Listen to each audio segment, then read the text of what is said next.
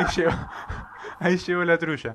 De acá, Ahí no viene la aguja. seguramente en algún otro momento vamos a hablar más tranquilo y estás invitado y te mandamos un fuerte abrazo. ¿Qué está, Cristian? Un saludo para vos y a toda la gente ahí. Gracias por haberme No, dejado expresar. Felicidad. no, Gracias por tu tiempo, gracias a gracias vos, por tu Jorge. tiempo. Bueno, ahí pasó Jorge Castelo, militante peronista, te recordando a Rucho y hablando un poco de la actualidad, ¿no? Mientras llegaban los móviles, ¿viste cómo está el Sí, sí. peronismo? ¿Viste que va? Este, Bueno, lo tenemos a bueno, otro amigo, ¿eh? mantenemos la línea, tenemos nuestro columnista habitual que hace los análisis políticos locales e internacionales. El querido Antonio Domínguez. Antonio, ¿qué tal? ¿Cómo estás? ¿Qué tal, Cristian? ¿Cómo te va? ¿Qué tal, Luis? ¿Cómo estás vos? Bien, bien, bien, gracias. Gracias por tu tiempo, Antonio. Bueno, Antonio, No, por favor. acá estábamos, arrancamos la segunda hora, ¿no? Haciendo un homenaje a lo que fue la figura de José Ignacio Ruch. Hablábamos con gente de la agrupación Nueva Resistencia Peronista, ahora hablamos con un histórico militante. Y bueno, si querés empezamos por ahí y después vamos yendo para un poco más los temas de actualidad y todo lo que está pasando, ¿no? Sí, sí, está bien, cómo no, cómo no. Bueno, el tema de Rucci, el apellido de Rucci, es algo muy, muy traumático, creo yo, ¿no? Para no solamente la historia del movimiento popular peronista, justicialista, sino para toda la Argentina en general, ¿no? Realmente, a lo largo del tiempo, creo que ya ha quedado cada vez más claro que toda una generación idealista terminó siendo usada de idiota útil por el esquema de la inteligencia americana, buscando implosionar el retorno democrático en el año 73, después de tantos años de dictadura militar, desde el año 66 con Onganía, el retorno del movimiento nacional justicialista, después de 18 años de proscripción, y después hasta incluso el mismo retorno al general Perón, ¿no? Porque realmente asesinar el ala supuestamente izquierda del movimiento, encabezado por lo que fue la organización Montoneros, 2 días después de que el general fue electo con casi el 63% de los votos, asesinarle al líder de la columna vertebral de su movimiento, bueno, me parece que no resiste un análisis, ¿no? Y lo que se ha sabido después, ¿no? De dónde provenía Firmenich, que algunos publicaciones de época como el libro Z, ¿no? El crimen del siglo, de pocos meses después del año 73, sitúa directamente a Firmenich como funcionario del Ministerio del Interior, del gobierno de Onganía, ¿no? Cuando Aramburu estaba tratando de entenderse con Perón porque se daba cuenta que era la única forma de tratar de pacificar el país después del Cordobazo, ¿no? Y la tan convulsionada década del 60, y se expone que en realidad, aparentemente, según dice esa publicación y otros testigos de época, se le entrega el cadáver de Firmenich al cadáver de Firmenich, perdón, el cadáver de Ah, Aramburu, que se ah, le muere a la Junta Militar en el Hospital Militar, se le entrega a Firmenich para que después hagan toda la parodia esa del secuestro y asesinato que aparece en la revista del Camisado, y hacer la posibilidad de que haya entrismo de Firmenich y el movimiento montonero, a quien termina conduciendo con todo lo conocido, ¿no? O sea, la estrategia de Kissinger aparentemente fue implosionar al movimiento nacional justicialista desde adentro, exacerbando las alas de derecha con López Rega, que también se supone que respondía a ellos, habiendo sido cooptado por la PDUE de Licio Gelli en el año 69, cuando ya Kissinger había tomado el control del nuevo gobierno republicano de Richard Nixon, en el sentido, ¿no?, de las relaciones internacionales, y eso por respecto a la izquierda, de la AAA y López Rega, y perdón, la derecha, y la izquierda, Firmenich, bueno, la lamentable actuación de Patricia Burri, que salió ilesa de un enfrentamiento justo porque llegó un poco tarde cuando murieron todos sus compañeros, bueno, después la lamentable actuación de Galimberti, en fin, la triste historia argentina. Ahora, me parece al respecto de esto que estamos hablando, muy grave que no se haya aprendido nada, ¿no? Que casi 50 años después me comentaron que hoy el hijo de la vicepresidenta de la Nación, el chico Máximo Kirchner. Aparentemente se sumaron tardíamente al homenaje desde la provincia de Buenos Aires a José Ignacio Rucci, y resulta que en el medio de la locución me dicen que lo citó Agustín Tosco, como para desmerecer o desprestigiar la figura de Rucci contra el dirigente. Entonces, de nuevo, no entendimos nada, y en semejante momento de la vida nacional estamos otra vez exacerbando, como idiotas útiles, las tendencias centrífugas que implosionaron el movimiento y se llevaron puesto todo, la vida de 30.000 desaparecidos, la república, la democracia, las instituciones, la calidad de vida argentino, el 3% nada más de nivel de pobreza. Así que realmente es sorprendente la irresponsabilidad ya casi infantil de los dirigentes supuestamente políticos que tienen semejantes responsabilidades en las actuales horas, ¿no? Bueno, la verdad que toda la colación hoy, la dicotomía entre Rucci y en un homenaje a Rucci y a Agustín Tosco, obedecen ya órdenes. no hay calificativo. Obedecen órdenes, no es un mandato, bueno, tienen que hablar de esto. O esa es la tendencia de ellos, por ahí también. Hay un... Recién está hablando un compañero también, Bueno, pero entonces vamos a suponer que fuera así, Luis, pero entonces ¿qué es lo que les importa? Sí, está en ¿A el qué le dan gobierno. prioridad entonces? Está en el gobierno, están en el poder. Yo creo que eso es lo más importante para toda la gente que está en el poder, es agarrarse ahí y donde no hay disidencia, todo es parecido, hay algún matiz nada más, pero todo es lo mismo. Fíjate esto de la pandemia, no hay voces grandes disidentes, no hay una Suprema Corte, no hay justicia. Bueno, pero a ver, está bien, pero eso es coherente con el gobierno entre comillas, si acá ya no hay nada. Ajá. ¿Qué es lo que funciona en Argentina? ¿Qué cosa funciona en Argentina?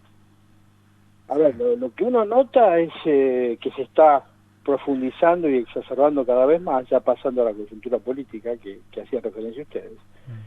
Creo que lo que hablamos en la última vez que hablamos, hace una semana o 10 días atrás,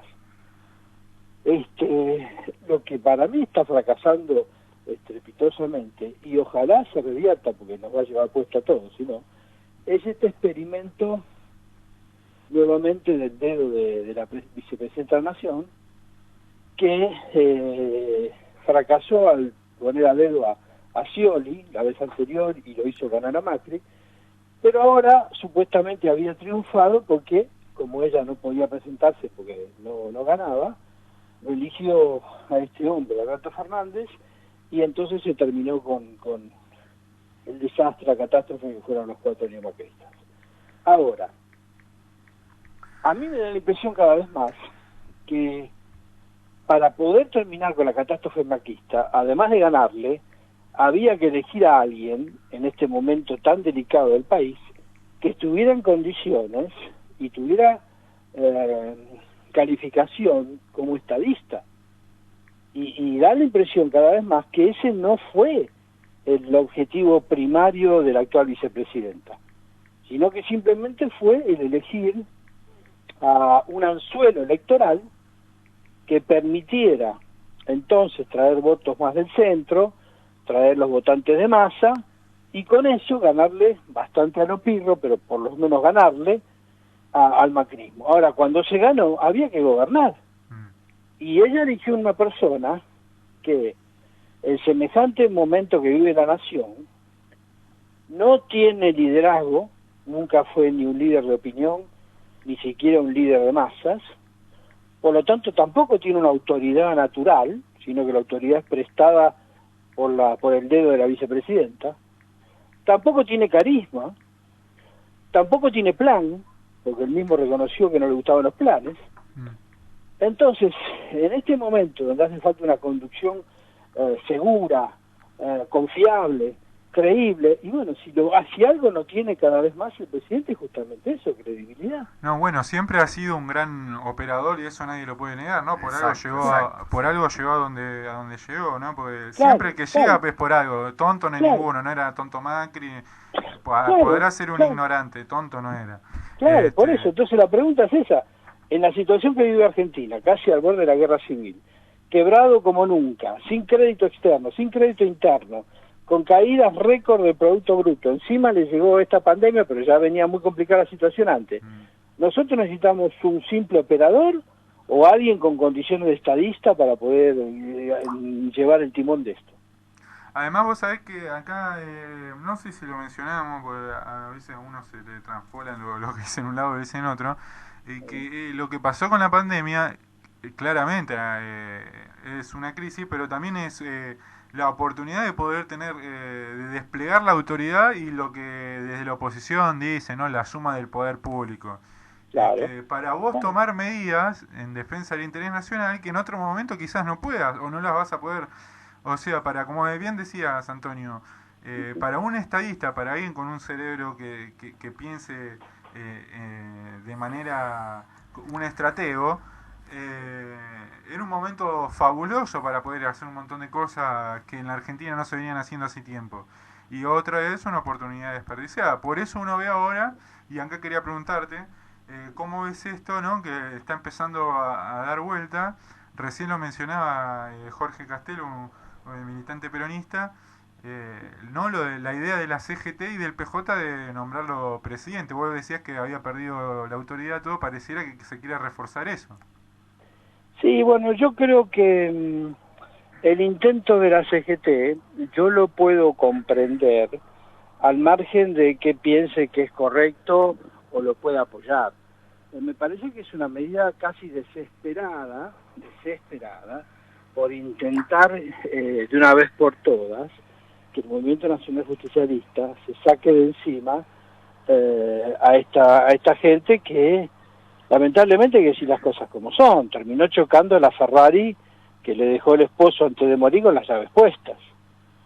Entonces, viendo la espantosa decadencia en todos los órdenes que está teniendo nuestra patria y nuestro pueblo desde hace ya una década, viendo que esta mujer, los 70.000 millones de dólares que Kirchner nos había logrado ahorrar con la quita que logró en la renegociación de la deuda, ella después los volvió a tomar, viendo que su derrotero al final terminó siendo entregarle el país a Macri, viendo que ahora eligió como conductor de este Titanic averiado a un hombre sin autoridad, sin carisma, sin liderazgo, sin plan, sin credibilidad, como decíamos recién. Bueno, antes de que el barco se termine de hundir, dirán, bueno, por lo menos tratemos de ver si podemos convencerlo a este hombre de que se haga fuerte y de una vez por todas se saque de encima todo lo que nos hundió en esta espantosa decadencia.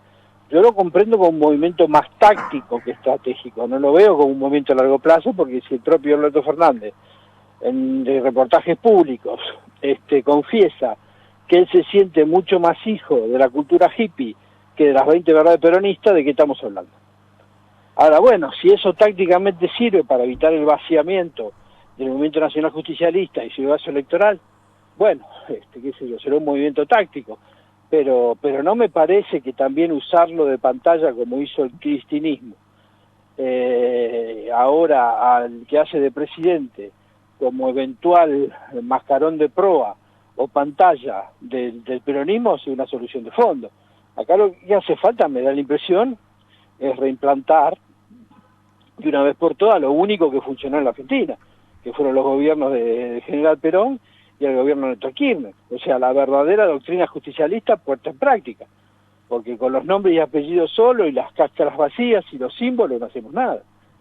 La situación es extremadamente delicada. A ver, así como no tuvo credibilidad el presidente para conducir la pandemia, porque obviamente se cansó de mostrar filminas donde atacaba a Suecia, a Brasil, a Chile, a Bolivia, bueno, no sé qué país dejó sin atacar, sobre todo los limítrofes que son nuestros socios comerciales regionales. Uruguay, que no tuvo casi consecuencias. Uruguay, que tiene nada más que 42 muertos con 3,5 millones de personas. Uruguay, el desastre discursivo. Y no hubo cuarentena. Por eso y dijo el presidente, dice, nunca haríamos una cuarentena. Claro, o sea, decía Alemania pidió perdón por haber hecho Suecia pidió perdón por haber hecho una cuarentena. Por eso, y él quería hacerle de maestro a Suecia, ¿te acordás? Con la filmina, sí, ahora parece que se le terminó la filmina, se le terminaron los discursos, se le terminaron los mensajes, ni la voz quiere que aparezcan los mensajes cuando prorrogan esta cuarentena. El fracaso es absoluto, estamos en el 9º país más contagiado del planeta con más de 180 días de cuarentena, una caída del producto gigantesca de casi 20 puntos en el segundo semestre, una desocupación real que está arriba del 30%, porque ya la gente ni va a buscar trabajo, que sabe y no consigue. Entonces, así como se fracasó estrepitosamente porque el hombre no tiene credibilidad, fue un invento, un experimento, como decimos, simplemente electoral de Cristina, bueno, tampoco tiene ahora autoridad ni credibilidad con el tema del dólar. Entonces, es sorprendente que este hombre salga a pedir, cuando emitió 2 billones de pesos sin respaldo y tiene más de 10 puntos de déficit fiscal. Sorprendente que salga a pedir a la gente con su nada credibilidad que ahorren en pesos. ¿Cuál es la respuesta? Y la gente se tira a cabeza al dólar.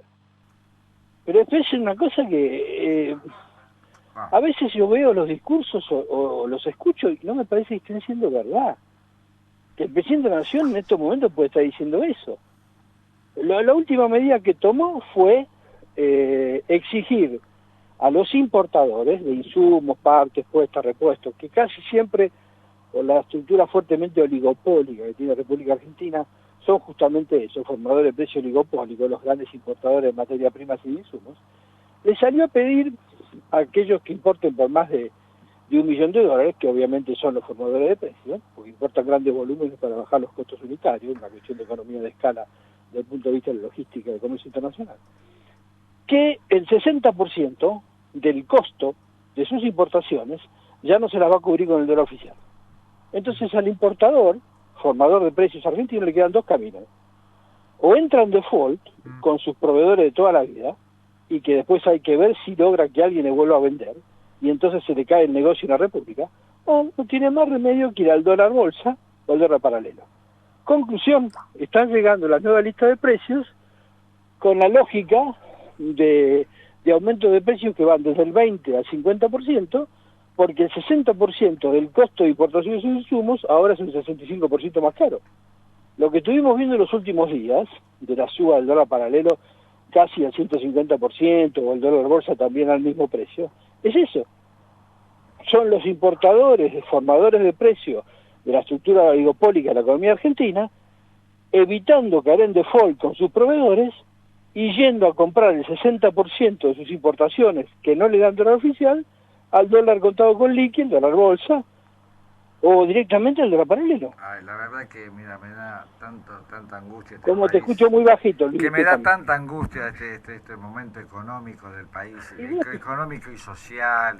Pero Luis, escúchame, ¿en qué cabeza cabe que justo cuando está empezando a rebotar la economía, porque se aflojó un poco la cuarentena, ¿en qué cabeza cabe que vos le digas entonces a los importadores de insumos y materias primas críticas que vayan a fondearse y a conseguir dólares al dólar que está un 65% más caro que el paralelo? ¿Qué supone que van a hacer? ¿Que van a absorber ese prácticamente 40% de incremento de sus costos de importación de su bolsillo? Ajá, sí. No, además, Bueno. como extra, ¿no? El ataque que se hace, porque es un ataque, yo no lo comprendo porque es de lo más errático que tiene el gobierno, esta cosa que se armó la discusión por la meritocracia, el ataque a la clase media. Bueno, eso en cierta forma yo lo comprendo también desde el punto, no lo justifico, pero lo comprendo también desde el punto de vista táctico. Porque, a ver, toda la última cadena de mandos, digamos, del campo nacional y popular triunfante en Argentina, fue todo producto de dedos, una larga cadena de dedos. Al actual vicepresidente la puso a dedo su ex esposo, confió en ella, bueno, habrá pensado que estaba en condiciones de hacer un gobierno como la gente, bueno, terminó como terminó, entregándole el país a Macri. La vicepresidenta fue la que puso a dedo también a su hijo, que ni siquiera tiene una carrera terciaria hecha. Sin embargo, bueno, primero lo puso a casi cogobernar en su primer gobierno, donde manejaba las principales cajas del país, y de hecho lo puso a su amigo personal Otavis como referente del principal territorio argentino, provincia de Buenos Aires. Bueno, lo de Otavis ya sabemos terminó como terminó. Y ahora con Alberto Fernández lo mismo. O sea, no hubo ninguna meritocracia en Alberto Fernández. No es que está ahí porque demostró ser el mejor intendente de toda una provincia o el mejor gobernador de todo el país. No, le dijeron, vení que te necesitamos porque necesitamos un suelo electoral. Entonces, ni Cristina Fernández de Kirchner había demostrado gobernar un territorio, experiencia y eficacia y mérito ninguno. Bueno, así terminó. El hijo de Cristina Fernández tampoco, no había demostrado nada. De hecho, la CGT hace unos días atrás le dijo, usted que nos viene a decir si usted no trabajó en su vida. Y ahora Alberto Fernández lo mismo. Entonces es lógico que ellos se pretendan cubrir discursivamente. ¿De qué mérito pueden hablar los tres? De manera que estamos en un proceso de decadencia institucional, de degradación cultural, en todos los órdenes de la República. No solamente económico, social, cultural, moral, ético, republicano. Sí, sí. De salud, todo. Todo, pero todo, Bueno, por favor. Antonio, te agradecemos tu aporte como siempre y seguimos hablando, dale. Esperemos que tengamos país para Sí, seguir hablando. esperemos que estés vivo. Esto está realmente, muchachos, cada vez peor. Sí. Cada vez peor y no reacción. Sí. Ya hay algunas listas, ya hay, por ejemplo, y corto con esto, ya hay algunos grandes monopolios de insumos críticos en Argentina, como el aluminio, que no están entregando. Ajá. No están entregando. Aluminio, porque claro, el aluminio se hace con la bauxita. Bauxita no tiene Argentina, lo importa toda. Sí. Y el 60% de ese costo de importación hay que ir a buscarlo al dólar medio, al paralelo, o dejar de importar porque tenés que defolquear. Sí. Bueno, desastre. Antonio, Bueno, te Antonio. agradecemos. Un abrazo grande, muchachos. Un Abrazo. cariño. Bueno, ahí pasó Antonio Domínguez, nuestro columnista político sobre la actualidad y temas Y internacionales. económico. Bueno, Luis, seguimos. Tenemos al último entrevistado del día, de la tarde, con esto del homenaje a José Ignacio Rucci, para también hablar de la actualidad. Lo tenemos en línea a Juan Francisco Ramírez, él es integrante de la agrupación La Tercera. Juan, ¿qué tal? ¿Cómo estás? Luis Icarelli y Cristian Tabarro te saludan.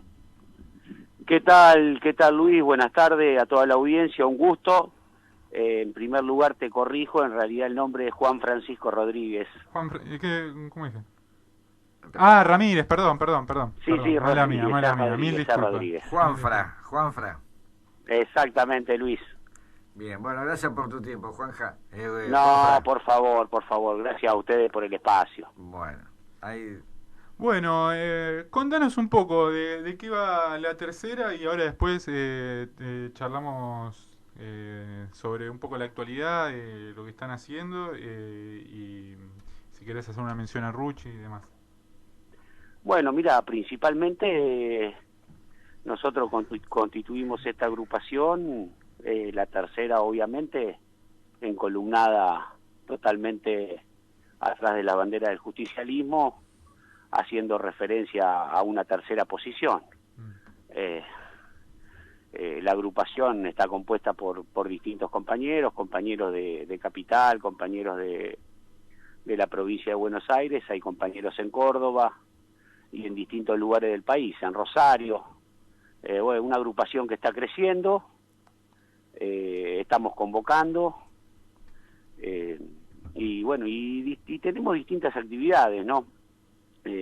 Actualmente los compañeros hicieron un excelente trabajo, un trabajo extraordinario, donde hicieron el audiolibro en defensa del modelo. No sé si habrán tenido el agrado de escucharlo.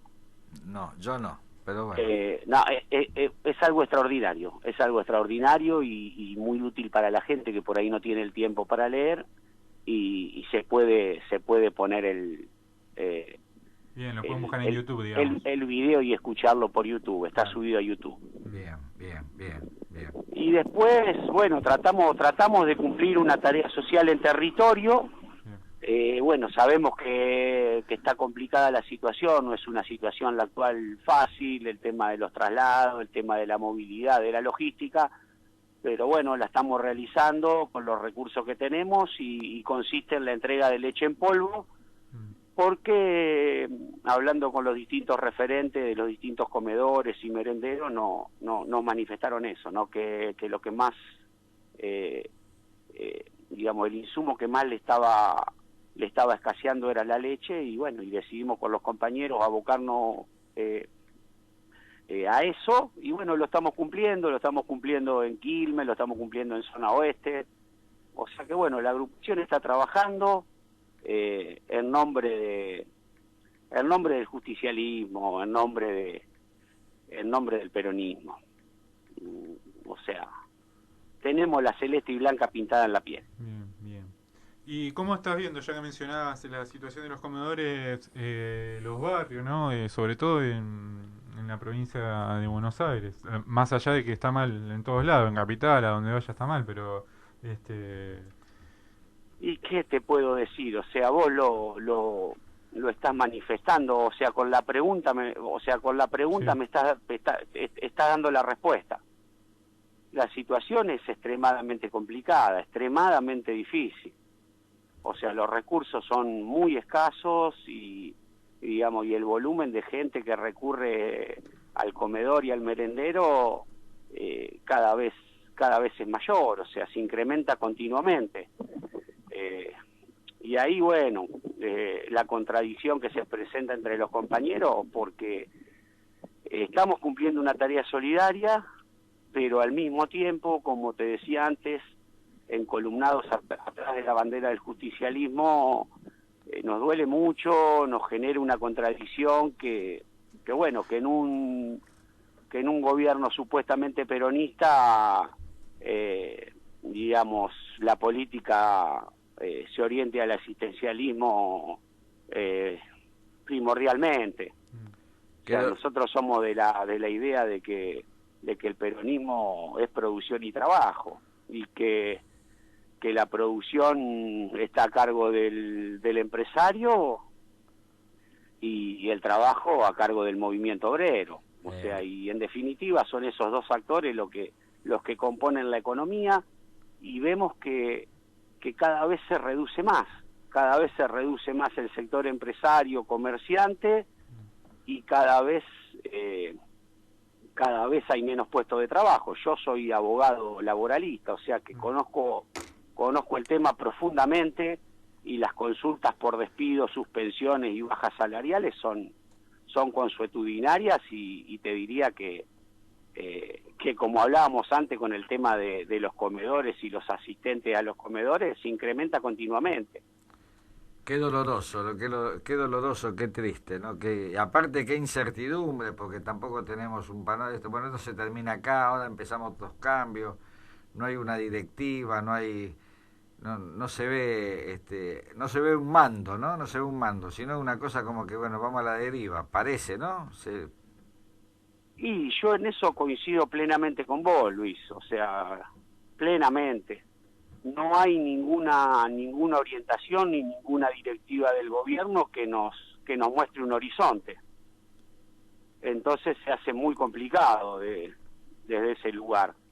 Yo personalmente lo que pienso es que hay que tomar determinaciones profundas. Sí, yo creo que en esto la solución siempre está en nosotros, ¿no? Es decir, bueno, basta de esperar al gobierno, bueno, y vemos cómo solucionamos nosotros con solidaridad, con creatividad, teniendo derecho a nuevas ideas, y del gobierno lo que podemos, no sé, de los últimos gobiernos lo que estamos esperando siempre son cosas contrarias al pueblo, ¿no? A la ciudadanía. Sí, yo ahí coincido parcialmente con vos, porque yo creo que obviamente el ciudadano de a pie tiene que buscar las herramientas y tiene que tratar de encontrar la vuelta para su sustento. Pero es muy difícil y se hace muy complicado cuando vos no tenés directivas desde la política. Exacto, sí, tenés razón. Entonces es muy complicado. O sea, tampoco es decir la política es la única responsable, pero la política tiene que dar algunas directivas concretas y claras para que la economía empiece a funcionar. Por ahí estaba escuchando la entrevista anterior y hablaba de la falta de dólares, y bueno, y esa es una situación que están pasando muchos empresarios, y se le hace muy difícil. Mira, mi experiencia personal como abogado laboralista, ya a partir del gobierno de Macri, se empezó a tornar una situación bastante particular, y era que muchas veces venían las consultas de los trabajadores, de los obreros, y ya la empresa estaba en una situación crítica. Entonces, esa es la peor situación con la que nos podemos encontrar, por lo menos yo como abogado, y me imagino que los representantes gremiales igual. Claro. Digamos, cuando viene una consulta, sea el gremio o sea el abogado laboral, y vos vas a reclamar a un lugar que no quedó nada. Sí, que te van a presentar aquí en cualquier momento. Por eso te digo, Claro. estás totalmente, o sea, el obrero se encuentra totalmente indefenso. Esto empezó a pasar con Macri, y con el cambio de gobierno no cambió absolutamente nada. Digamos, se incrementó. Está bien el tema de la pandemia, yo lo entiendo, es una situación particular, pero si uno viera que desde el gobierno se toman algún tipo de medidas paliativas, por ahí veríamos algún tipo de horizonte. Pero bueno, nos encontramos en una situación donde se van emparchando cosas, una cosa se tapa con la otra, no se toma ninguna medida de fondo, y bueno, y seguimos a la deriva hasta vaya a saber qué situación. O sea, yo creo que no hay mucho más margen para tirar de la cuerda, creo que estamos en un momento bisagra. ¿Y cómo se posiciona la agrupación, la tercera, desde el peronismo frente al gobierno de Alberto Fernández y de cara al futuro? No, mira, nosotros tenemos una visión crítica del gobierno. Bien. Nosotros tenemos una visión crítica del gobierno por lo que te decía antes, porque nos encolumnamos atrás de la bandera del justicialismo y no vemos medidas justicialistas. Para nosotros hay dos sectores que son fundamentales a los que hay que... Cuando hablo medidas profundas me refiero a dos sectores estratégicos. Me refiero al sector agropecuario en la zona núcleo y me refiero a las energéticas. Si no se toma algún tipo de medida con el sector agropecuario en esa zona particular, que genere divisas y que prácticamente es un sistema feudal, no lo voy a desarrollar porque, digamos, se habló muchas veces de esto y sería muy largo desarrollarlo, pero prácticamente es un sistema feudal donde hay un puñado de gente que por tener el derecho de propiedad hace más de 100 años que se está llevando un montón de plata. Eso hace que el alimento esté caro. Cuando la gente va a comprar su alimento no le sobra plata, entonces no puede dinamizarse el mercado interno. Y a su vez tenés las energéticas que siguen ganando, facturaron muchísima plata en el gobierno de Macri, y por ese lado, si no bajás esos costos de energía, se hace muy difícil para producir y también se hace muy difícil hasta para el consumo de cualquier ciudadano. O sea, hay facturas de luz que te viene 3.000, 4.000, 5.000 pesos, gente que gana 20.000 pesos de sueldo, o sea que tiene que el 20% para la luz, el 10% para el gas, compra la comida y con suerte llega a comprar la comida. O sea, no podés cubrir los 30 días, es muy complicado. Sí, por eso nosotros pensamos eso, que hasta que no se tomen medidas que interfieran en esos dos sectores, digamos, la situación va a ser muy difícil de revertir. Entendemos que son sectores poderosos, pero bueno, nos parece que la política justamente no es un tema de modales, sino que es un tema de pararse arriba de los intereses que uno defiende y confrontar con los sectores que hay que confrontar. Nos parece que por ahí viene el camino del del posible crecimiento de nuestra patria, ¿no? Bueno, porque tampoco estamos contra el capital. Nosotros necesitamos gente que invierta, negocios, pero cómo vamos, claro, pero exacto. ¿Cómo vamos a estar contra el capital, Luis? Si el capital en definitiva, ya lo dijo Perón, que hay una sola clase de hombres que son los que trabajan. Claro. Uno lo hace con su fuerza física y otro lo hace con el capital asociado. Claro. Entonces nosotros no podemos distinguir, porque si no ya nos iríamos al marxismo. Porque parece, viste, que también, ¿no? Como que lo ponen al peronismo como el cuco de Y no está bien explicado que el peronismo es trabajo, ¿no? Es decir, no está bien explicado eso. Es que no está bien explicado, son banderas que venimos perdiendo. Ajá. Lamentablemente venimos perdiendo, porque te salen ciertos pibitos también a hablar de libertad, cuando el peronismo también fue libertad. Exacto. Y te salen desde ciertos sectores a hablar del trabajo, cuando las banderas de la libertad y del trabajo siempre fueron nuestras banderas, o esas banderas son las banderas, son banderas irrenunciables que no podemos entregarlas nunca. Y la familia y la comunidad. Y bueno, y ahí tenemos un tema con la socialdemocracia y con el globalismo. Claro, exacto.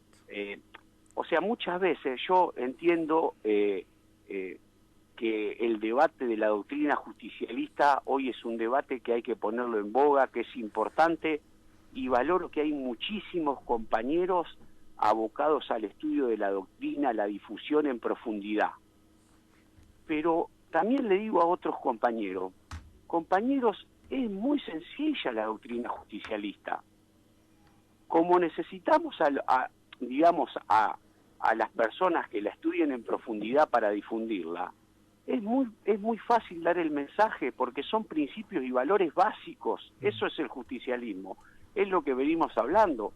Es el trabajo, es la producción, es la familia, es la religión, es la solidaridad, es el compañerismo. O sea, son palabras que están en el vocabulario de cualquier buen hombre.